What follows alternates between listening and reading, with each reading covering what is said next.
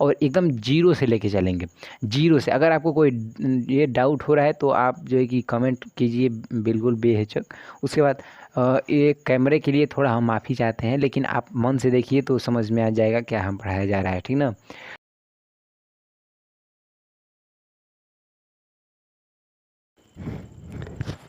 Hello विद्यार्थियों, चलिए हम इसमें देखेंगे विद्युत धारा में जो कि क्लास 10 का ये जो कि एक चैप्टर है जिसमें हम इसमें बेसिक लेवल से हम बात करेंगे। इसमें क्या क्या होंगे, सबसे पहले इसमें हम आवेश को देखेंगे। आवेश के बाद जो है कि हम आवेश के बाद इससे पहले हम इलेक्ट्रॉन को देखेंगे कि इलेक्ट्रॉन क्या होते हैं, ठीक ना। इसमें विद्युत धारा के बारे में डिटेल से हर एक बात को हम देखेंगे शुरू से, जो है कि बेसिक इस वाले क्लास में केवल बेसिक चलेंगे, ठीक। और ये बेसिक क्लियर होंगे तो आप जो है कि विद्युत धारा से रिलेटेड कोई भी क्वेश्चन कर सकेंगे, ठीक ना। इसमें हर एक कंसेप्ट को क्लियर कराएंगे छोटे से छोटे इसमें लेवल का, जिससे कि आपको कोई भी न्यूमेरिकल करने में या तो थ्योरिकल में कोई भी परेशानी नहीं होगी, ठीक। तो इसमें देखेंगे कि सबसे पहले बेसिक में हम देखेंगे आवेश, क्योंकि विद्युत धारा के लिए सबसे महत्वपूर्ण होता है आवेश, और इसमें आवेश के लिए महत्वपूर्ण होता है इलेक्ट्रॉन, ठीक। तो इससे अच्छा है कि हम विद्युत धारा न देखकर आवेश देख लें, और आवेश के लिए महत्वपूर्ण है इलेक्ट्रॉन, तो आवेश न देख के इलेक्ट्रॉन ही देख लेते हैं, ठीक। तो सबसे पहले हम देखेंगे इलेक्ट्रॉन और आयन, ये दोनों एक तरह होते हैं, आयन, ठीक। तो हम जो है कि इलेक्ट्रॉन और आयन को अच्छे से देखेंगे कि कहाँ पे इलेक्ट्रॉन होता है, कब आयन होंगे, जिससे कि हमें आवेश का पता लगेगा। और जब जहाँ हमें आवेश का पता लगा तो हम तुरंत जो है कि विद्युत धारा के बारे में पता लगा लेंगे, और विद्युत धारा का पता लगाना ही आज का हमारा जो है कि क्लास है। तो उससे पहले तो हम बेसिक देख लेते हैं ना, तो चलिए इसे हम जो है कि मिटा देते हैं, जिससे कि हमें एक एक चीज़ क्लियर होगी। तो हम आपको बता दें कि जो विद्युत धारा होती है, इलेक्ट्रिक करंट उसको बोलते हैं, इलेक्ट्रिक करंट बोलेंगे। तो जो विद्युत धारा होती है ना, इसके लिए आवेश की ज़रूरत होती है, आवेश, विद्युत धारा इसके लिए जो है कि आवेश यानी CHARG, चार्ज की आवश्यकता होती है। चार्ज को इंग्लिश में हम आवेश बोलते हैं, ठीक ना।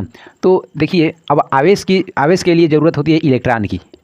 इलेक्ट्रॉन आवेश की माने आवेश को उत्पन्न करने के लिए इलेक्ट्रॉन की आवश्यकता होती है। इलेक्ट्रॉन को ऐसे हम इंग्लिश में तो इलेक्ट्रॉन ही बोलते हैं, ठीक।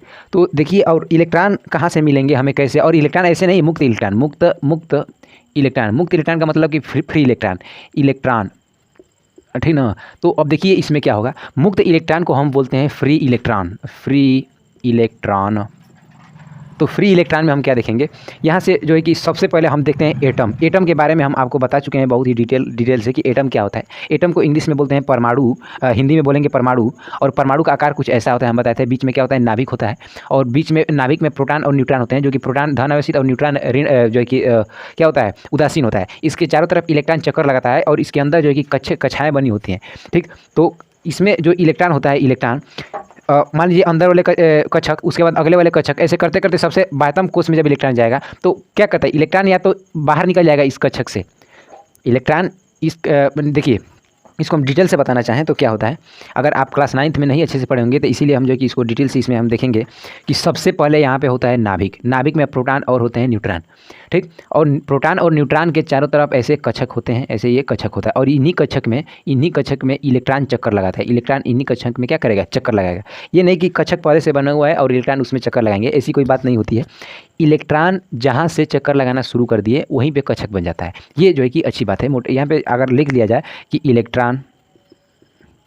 जहाँ से चक्कर लगाना शुरू कर दे वहाँ से ही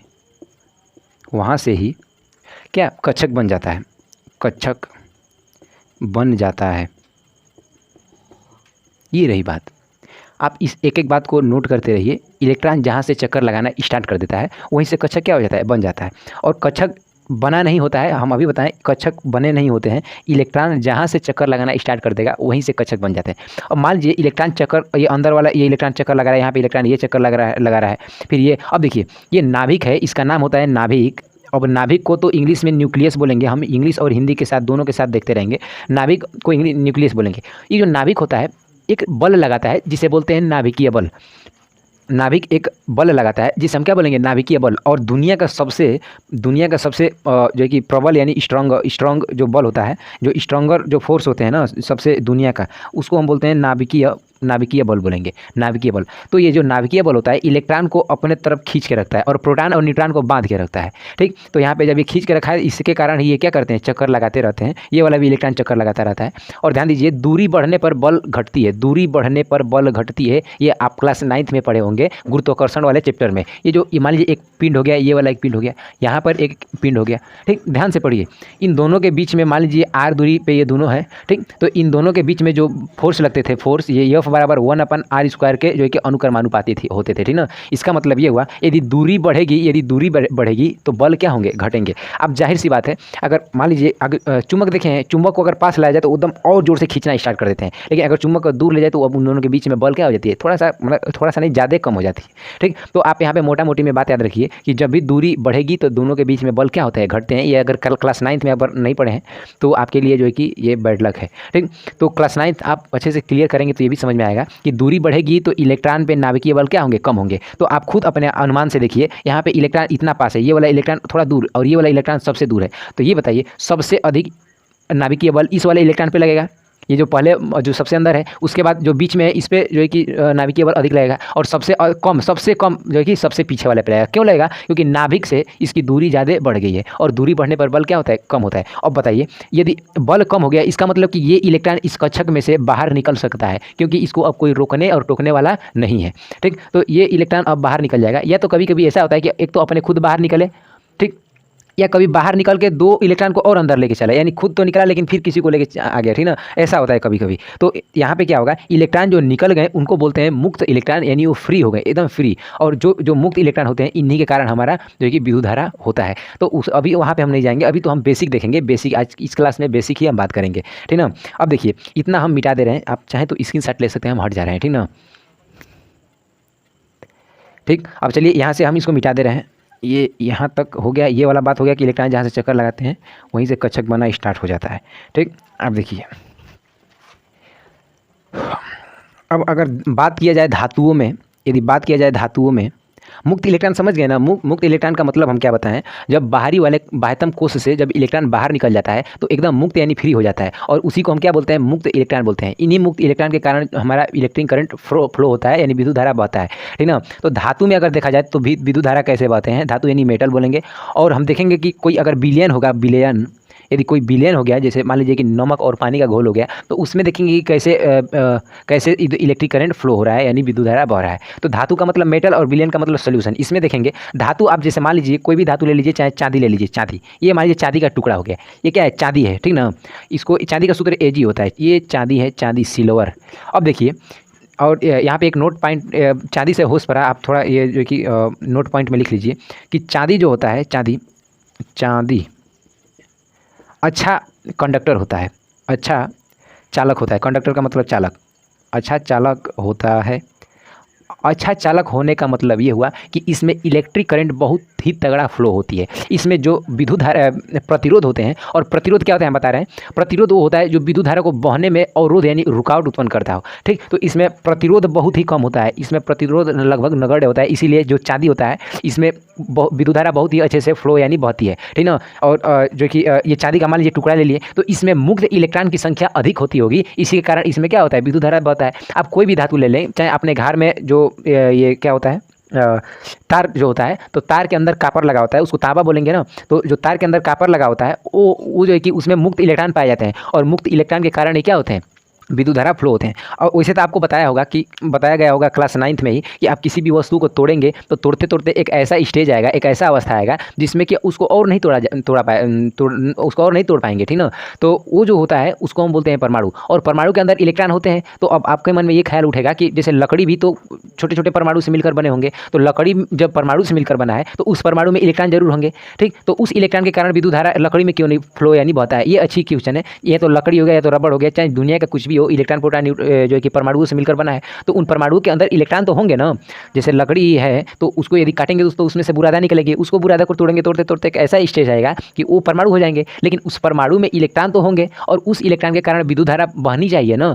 तो लकड़ी में तो इसका मतलब विद्युत धारा बहनी चाहिए, क्योंकि उसमें परमाणु है और उसके परमाणु में इलेक्ट्रॉन तो जरूर होंगे। तो ध्यान दीजिए, इलेक्ट्रॉन जरूरी नहीं है, जरूरी है मुक्त इलेक्ट्रॉन। मुक्त इलेक्ट्रॉन का मतलब हुआ कि बाह्यतम कक्षा में से निकला हुआ इलेक्ट्रॉन, बाह्यतम कक्षक जो होते हैं उसमें से जो इलेक्ट्रॉन निकल जाते हैं उनको बोलते हैं है मुक्त इलेक्ट्रॉन, ठीक ना। तो मुक्त इलेक्ट्रॉन के कारण ही हमें विद्युत धारा प्रवाहित होता है, ना ही कि इलेक्ट्रॉन के कारण, ठीक। अब देखिए, तो ये जो चांदी होता है इसमें मुक्त इलेक्ट्रॉन होते हैं, जिसके कारण क्या होंगे, बाहर जो है कि विद्युत धारा फ्लो होके, ठीक। अब देखिए, धातु में विद्युत धारा प्रवाहित होता है मुक्त इलेक्ट्रॉन के कारण। मुक्त इलेक्ट्रॉन के कारण हम इलेक्ट्रॉन को ऐसे ई से भी दिखा सकते हैं, ठीक ना। ऐसे जहाँ पर हम दिखाएंगे समझिएगा कि इलेक्ट्रॉन है, ठीक। अब देखिए, और विलयन में विद्युत धारा फ्लो होता है आयनों के कारण, मुक्त आयन के कारण, ठीक ना, मुक्त आयन के कारण। तो अभी तो हम केवल और केवल धातु में पढ़ेंगे। ये जो विलयन वाला है इसको 11 या तो 12 में हम पढ़ेंगे, तो अभी इसको हम मिटा दे रहे हैं। हम जानकारी के लिए बता दिए कि विलयन में जो हमारा विद्युत धारा फ्लो होता है आयन के द्वारा होता है, लेकिन अभी केवल और केवल हमें धातु में पढ़ना है, ठीक ना। तो हमको लग रहा है कि ये सब मिटा देना चाहिए, फिर हम जो है कि नए सिरे से जो है कि देखेंगे कि आवेश कैसे उत्पन्न हुआ, ठीक ना। चलिए, इसको आप चाहें तो स्क्रीनशॉट ले सकते हैं, ठीक। ठीक है, अब देखिए, इसको हम जो कि मिटा दे रहे हैं। उसके बाद देखेंगे कि आवेश क्या होता है। आवेश, जब आप आवेश के बारे में अच्छा जानकारी ले लेंगे तो आपको विद्युत धारा में 1% भी कोई दिक्कत नहीं आने वाली है, ठीक ना। तो इसीलिए हम बोल रहे हैं कि जो आवेश है अच्छे से ध्यान से देखिए, और कापी रफ और कलम लेके जो है कि बैठिए, जिससे कि आप हर एक बात को नोट करते रहेंगे, और नोट करने से आपका साथ ही सब्जेक्ट भी जो है कि बन जाएगा। और बस वही सब्जेक्ट आप देखिए, पेपर जाके दे सकते हैं एकदम आराम से, उसमें एक एक बात नोट में हम लिखवा देंगे, उसको रिविजन कीजिए, ठीक ना। तो पूरा फुल उम्मीद होगी कि आप जरूर रफ और कलम लेके बैठे होंगे, ठीक। तो देखिए, हम सबसे पहले पढ़ेंगे आवेश। आवेश को बोलते हैं इंग्लिश में चार्ज, CHARGE, चार्ज बोलेंगे। चार्ज क्या होता है, देखिए, चार्ज के कारण हमें विद्युत धारा प्रवाहित दिखाई देती है, विद्युत धारा। लेकिन ध्यान दीजिए, चार्ज हो जाने से विद्युत धारा प्रवाहित नहीं होती है, उस चार्ज को फ्लो कराना पड़ता है, यानी बहाना पड़ता है, ठीक।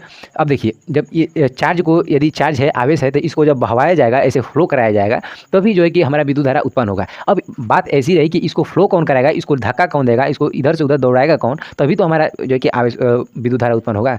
अब देखिए, तो हमारा जैसे यहाँ पे हम मोबाइल बना रहे हैं, ये जैसे मान लीजिए ये मोबाइल हो गया, ठीक।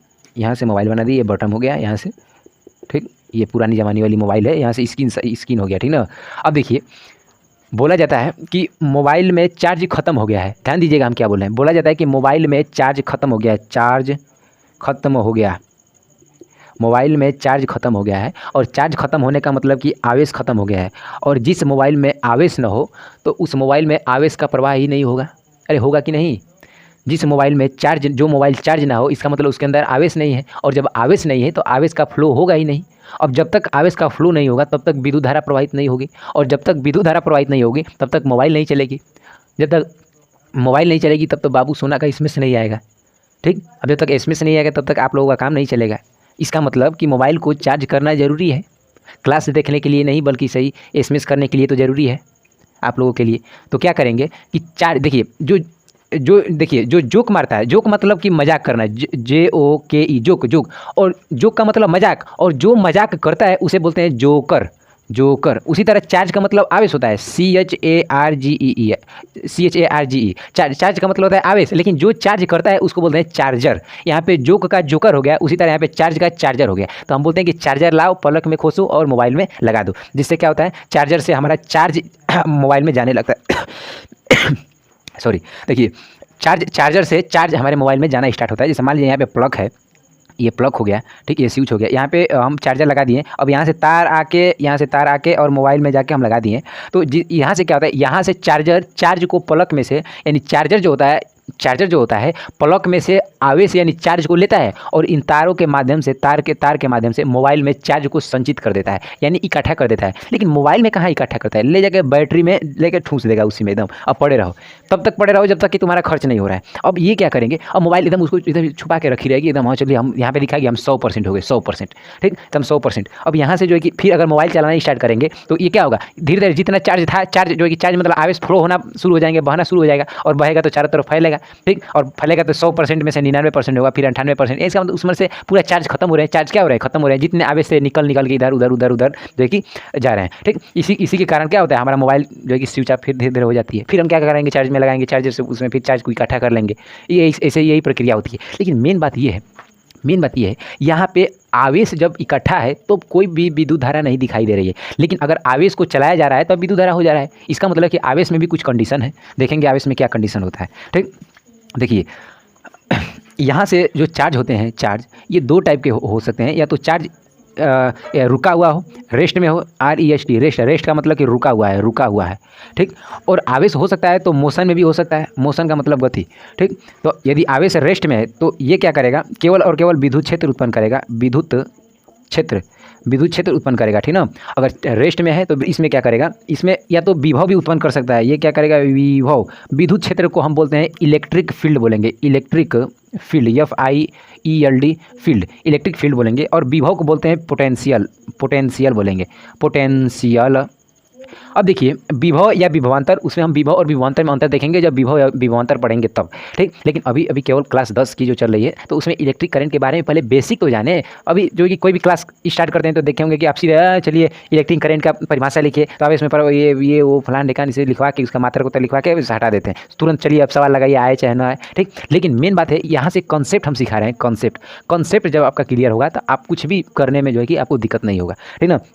तो अब चलिए आप जो है कि एक एक बात को कॉन्सेप्ट यहाँ से सीखते रहिए, ठीक। तो इसमें हम क्या बताएं, आवेश, तो देखिए आवेश का मतलब चार्ज, आप ये भूलिए मत कि आवेश का मतलब ये देखेंगे कि चार्ज होंगे।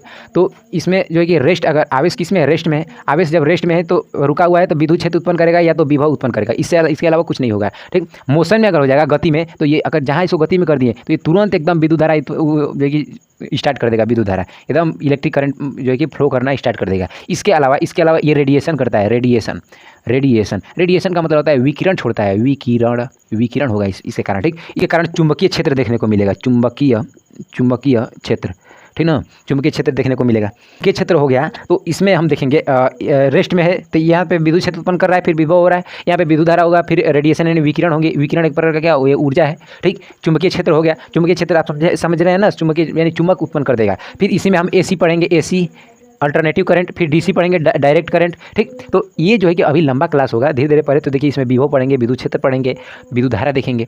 तो इसमें जो कि अच्छे पहले आप कम से कम ये देखिए, ये विद्युत धारा हो या तो विकिरण या तो चुंबकीय क्षेत्र हो, या चाहे AC या DC, चाहे विद्युत क्षेत्र चाहे विभव, ये सब मिलाकर हमको आवेश से ही तो उत्पन्न हो रहा है ना। आवेश रुका हुआ है, विद्युत क्षेत्र, विभव। यदि आवेश चल रहा है, इलेक्ट्रिक करंट हो गया, रेडिएशन हो गया, चुंबकीय क्षेत्र यानी मैग्नेटिक फील्ड हो गया। तो इन सब का कारण जो है कि आवेश ही है, और यदि हम आवेश को ही अच्छे से नहीं समझेंगे तो ये इन सब को समझने में बहुत जो है कि दिक्कत होगी, ठीक। इसीलिए बोल रहे हैं कि आप आवेश के कॉन्सेप्ट को अच्छे से समझिए। कॉन्सेप्ट का मतलब ये है कि संकल्पना, उसके बारे में अच्छी से अच्छी जानकारी लेना ही क्या बोला जाता है, कॉन्सेप्ट बोला जाता है, ठीक। अब देखिए इसको हम मिटा दे रहे हैं, चाहे तो आप ये जो टारगेट है, एक तरफ से ये टारगेट हम बोल सकते हैं, इसको हम टारगेट बोल सकते हैं, यही हमको पढ़ना है। तो आज की क्लास में तो इसको नहीं पढ़ पाएंगे क्योंकि हम केवल और केवल आवेश के बारे में आज बताएंगे, ठीक। उसके बाद जो कि कल वाले क्लास से हम यहाँ से विद्युत क्षेत्र या तो विद्युत धारा उत्पन्न कर देंगे, जो दोनों मिलाकर पढ़ाएंगे। तो ये टारगेट है, आप इस टारगेट का स्क्रीनशॉट लेके रख लीजिए, या तो अपने रफ या कलम से लिख लीजिए, ताकि अगले वाले क्लास में आपको दिक्कत ना हो कि हमको पढ़ना क्या है, ठीक ना। तो चलिए इसको हम आप लिख सकते हैं, ठीक। चलिए अब इसको हम क्या कर रहे हैं, मिटाने जा रहे हैं। अब मिटाकर फिर जो है कि हम आवेश के बारे में अच्छे से बताएंगे, आवेश कहाँ से उत्पन्न होता है, ठीक ना। चलिए अब हम यहाँ से आवेश का हम कॉन्सेप्ट सिखाने जा रहे हैं, आवेश का संकल्पना। इसका मतलब कि कॉन्सेप्ट ऑफ चार्ज, ठीक ना, ठीक है, बहुत अच्छा, बहुत। अब देखिए यहाँ पे ये जो Na होता है, सोडियम 11 नंबर पे पड़ता है, सोडियम 11 नंबर पड़ता है। यहाँ पे अगर देखा जाता है प्रोटॉनों की संख्या होती है 11 और इलेक्ट्रॉनों की संख्या होती है 11, ठीक। यही अगर इलेक्ट्रॉन एक त्याग दे तो अगर इलेक्ट्रॉन एक त्यागने का मतलब एक इलेक्ट्रॉन बाहर निकाल दिया, ठीक। तो अब यहाँ पे प्रोटॉनों की संख्या 10, प्रोटॉनों की संख्या तो 11 है, लेकिन इलेक्ट्रॉनों की संख्या कितनी होगी, 10। आप बहुत, हमको पूरा फुल उम्मीद होगा कि आप क्लास 9th में पढ़े होंगे कि जितना इलेक्ट्रॉन होते हैं उतना ही प्रोटॉन होते हैं, ठीक ना। तो यहाँ पे प्रोटॉन 11 है तो इलेक्ट्रॉन भी 11 होगा। यहाँ पे देखिए, अब देखिए इसमें से इलेक्ट्रॉन ना निकाले हैं, जब सोडियम में से पहले इलेक्ट्रॉन 11 थे तो इलेक्ट्रॉन निकाले हैं ना, एक प्रोटॉन तो जितना है उतना ही है। प्रोटॉन पहले भी 11 था, अभी 11 है, लेकिन इलेक्ट्रॉन एक इलेक्ट्रॉन का दान कर दिए तो इसमें इलेक्ट्रॉनों की संख्या कितनी हो गई, 10 हो गई, क्योंकि पहले 11 थी, एक का दान कर दिए तो 10 हो गया, ठीक। वैसे ही अगर क्लोरीन में देखा जाए, Cl में, तो Cl 17 नंबर पर पड़ता है, ठीक ना। तो इसको एक इलेक्ट्रॉन की ग्रहण करने की जरूरत होती है, तो ये एक इलेक्ट्रॉन को ग्रहण करेगा तो जो है कि ये Cl जो माइनस होता है ये ग्रहण करेगा, नहीं, ये Cl जो होता है इलेक्ट्रॉन एक ग्रहण करेगा तो ये Cl माइनस बनाता है, ठीक। इसका मतलब ये हुआ कि यहाँ पे भी 17 था, यहाँ पे इलेक्ट्रॉन जो है कि 17 और प्रोटॉन भी 17। अब यहाँ पे इलेक्ट्रॉन 17 और एक ग्रहण करेगा तो ये 18 हो जाएगा, तो इलेक्ट्रॉन कितना 18, लेकिन प्रोटॉन अभी भी तो 17 है ना, ठीक। तो अब देखा जाए तो इसमें प्रोटॉन 11 और इधर भी प्रोटॉन 11, मतलब प्रक्रिया, ये एक प्रक्रिया हो रही है, ध्यान से समझिए एक बार और हम शुरू से समझा दे रहे हैं। जो सोडियम है इसके पास 11 इलेक्ट्रॉन है, ये एक इलेक्ट्रॉन का दान करता है। जब दान करेगा तो Na+ बनाएगा, ठीक। और Na+ बनाने के कारण इसमें से इलेक्ट्रॉन एक बाहर निकल गया। तो प्रोटॉन तो 11 है लेकिन इलेक्ट्रॉन इधर भी, तो इधर तो प्रोटॉन 11 और इलेक्ट्रॉन भी 11, लेकिन यहाँ पे प्रोटॉन 11 है लेकिन इलेक्ट्रॉन एक बाहर निकाल दिया, जिसके कारण इलेक्ट्रॉन कितने हुए, 10 हो गए। यहाँ पे देखिए क्लोरीन में पहले होता है 17, इलेक्ट्रॉन कितने होते हैं, 17, लेकिन एक इलेक्ट्रॉन इधर ग्रहण कर लिया था, 18 हो गए। वैसे तो प्रोटॉन इधर भी 17 और उधर भी 17, ठीक। अब देखेंगे कि प्रोटॉन इधर प्रक्रिया से पहले प्रोटॉन जो कि 11 है, इधर प्रक्रिया से पहले प्रोटॉन कितना है, 11। इसका मतलब प्रोटॉन इधर दोनों सेम है, इधर भी प्रोटॉन 17, इधर भी प्रोटॉन 17। इसका मतलब प्रोटॉन नहीं बढ़ रहे हैं और नहीं घट रहे हैं, बढ़ घट कौन रहा है, इलेक्ट्रॉन। इलेक्ट्रॉन बढ़ रहा है और इलेक्ट्रॉन ही घट रहा है। इसका मतलब कि आवेशों का संकल्पना किसके अनुसार दिया जाता है, तो इलेक्ट्रॉनों के अनुसार दिया जाता है। कारण क्या है, बढ़ घट रहा है इलेक्ट्रॉन, प्रोटॉन जैसे है वैसे ही रहता है, ठीक ना। अब देखिए यहाँ तक समझ गए ना, यही कंसेप्ट है, ये आप समझते रहिए हम क्या बता रहे हैं, इसको हम जो कि मिटाने जा रहे हैं, ठीक। अब यहाँ से हम देखेंगे, यहाँ से देखेंगे कि आवेश क्यों उत्पन्न होते हैं, आवेश क्यों उत्पन्न होते हैं। तो आवेश उत्पन्न करने के तरीके हैं, पहला घर्षण द्वारा, घर्षण द्वारा आवेशन, घर्षण द्वारा आवेशन। ये हम तो लग रहा है कि क्लास 12 तक हम जा रहे हैं, क्लास 12 तक ज़्यादा हो जा रहा है, अभी तक तो इसको रोकिए, ठीक। ये ज़्यादा ये नहीं है, ठीक ना। ये क्लास 12 में एंट्री मार देंगे तो क्लास लंबा हो जाएगा। अभी हम केवल आवेश के बारे में जानेंगे। तो आवेश देखिए, आवेश कहाँ से उत्पन्न होता है। तो हम जैसे मान लीजिए कोई भी दो वस्तु है, हम ऐसे ही बता दे रहे हैं, घर्षण अब लिखना नहीं शुरू, कोई भी दो वस्तु को यदि रगड़ेंगे तो उसमें इसमें का प्लस इसमें चला जाता है और इसमें का माइनस इसमें आ जाता है, मैंने इसके इलेक्ट्रॉन का आदान प्रदान हो जाता है, जिसके कारण उसमें आवेश की उत्पत्ति हो जाती है। आवेश बहुत पहले जो है कि बिल्ली के खाल पर छड़ जो कि क्या बोलते हैं, कांच का छड़ जब रगड़ा गया तो उसमें देखा गया कि उसमें कुछ खिंचावत यानी चुंबक का गुण आ गया था। आप छोट पे देखे होंगे, कागज़ के छोटे छोटे टुकड़े को ऐसे रख के और हम बाल में ऐसे कलम को ऐसे रगड़ के और छोटे छोटे टुकड़े पे लगाते हैं तो वो क्या होता है, उठना शुरू कर देता है। हम रुकिए, आप क्या कीजिए, अपने घर पे कलम लीजिए, कलम ऐसे कलम लीजिए आप अपना कलम, ठीक। उसके बाद कागज़ के बहुत छोटे छोटे टुकड़े अपने तोड़ के अपने हाथ पे चाहे कुछ भी ये कहीं भी रख लीजिए, ठीक। और उस कलम को अपने सिर पे ऐसे रगड़िए, सिर पे रगड़ के खूब देर तक ऐसे सिर पे रगड़ के इसमें इसमें बाल में, उसके बाद उसके ऊपर ले जाएंगे ना, ऐसे ऐसे हिलाएंगे तो वो चिपक जाएंगे उसमें, ठीक ना। तो वहाँ से इस उत्पन्न होता है आवेश। आप ठंडियों के दिन में देखे होंगे, यदि कपड़ा निकालते हैं तो चट चट की आवाज़ आती है, ठीक। चाहे आप कुर्सी उर्सी पर बैठे हैं, अगर टी शर्ट पर बैठे हैं तो कुर्सी के जो बाँह रखने वाला होता है, अगर उसमें हाथ होते ऐसे रगड़ देते हैं तो हाथ में का जो बाल होते हैं खड़े खड़े हो जाते हैं। क्यों, क्योंकि जो कुर्सी होता है, कुर्सी तो उसमें का इलेक्ट्रॉन चले जाते हैं बाल में, और बाल में का जो कि प्लस उसमें चला जाता है और माइनस इसमें चला जाता है, मैंने आदान प्रदान हो जाता है, जिसके कारण आवेश उत्पन्न हो जाता है, ठीक ना। अब चलिए देखिए, अब आवेश तो उत्पन्न हो गया, ठीक, आवेश तो उत्पन्न हो गया, और बस रह गई बारी आवेश को, बस रह गई बारी आवेश को चलाने की। अगर आवेश को फ्लो करा दिया गया, अगर आवेश को अगर हम दौड़ा देंगे तो उसके कारण हमें विद्युत धारा उत्पन्न हो जाएगी, विद्युत धारा, ठीक ना। तो देखिए विद्युत धारा ही तो हमारा चैप्टर है ना। विद्युत धारा में जो कि अब विद्युत धारा के कारण कौन थे, इलेक्ट्रॉन को जो कि चला देना, यानी अगर इलेक्ट्रॉन रेस्ट में है तो विद्युत क्षेत्र उत्पन्न करेगा, ये तो हम अभी बताएं, या तो विभव उत्पन्न करेगा। लेकिन विद्युत धारा को चार्ज को अगर हम दौड़ा दे या तो फ्लो करा दे तो करंट उत्पन्न कर देता है, ठीक ना। तो ये जो कि इतना था, इसमें आवेश का संकल्पना देख लिए, कंसेप्ट ऑफ चार्ज देख लिए, ठीक। फिर अगले वाले जो मिलेंगे हम तो उसमें विद्युत धारा से रिलेटेड हम जो कि एकदम स्टार्टिंग से सब कुछ बताएंगे, विद्युत धारा का डिफिनेशन, उसके बाद सूत्र, यूनिट, मात्रक, इसमें सब कुछ देखेंगे उसमें क्या होता है, और एकदम जीरो से लेके चलेंगे, जीरो से। अगर आपको कोई ये डाउट हो रहा है तो आप जो है कि कमेंट कीजिए बिल्कुल बेहिचक। उसके बाद ये कैमरे के लिए थोड़ा हम माफ़ी चाहते हैं, लेकिन आप मन से देखिए तो समझ में आ जाएगा क्या हम पढ़ाया जा रहा है, ठीक ना। तो चलिए आप जो है कि अगले वाले क्लास में मिलते हैं, और ज़रूर इसको अगर चैनल पे नए हैं तो सब्सक्राइब कीजिए और लाइक कीजिए, ठीक। जितना ज़्यादा से ज़्यादा हो जाए आप इसको शेयर कीजिए, ठीक ना। तो चलिए ये इतना तो हम समझ गए, और देखने के लिए धन्यवाद, ठीक। चलिए अब हम अगले वाले क्लास में मिलते हैं।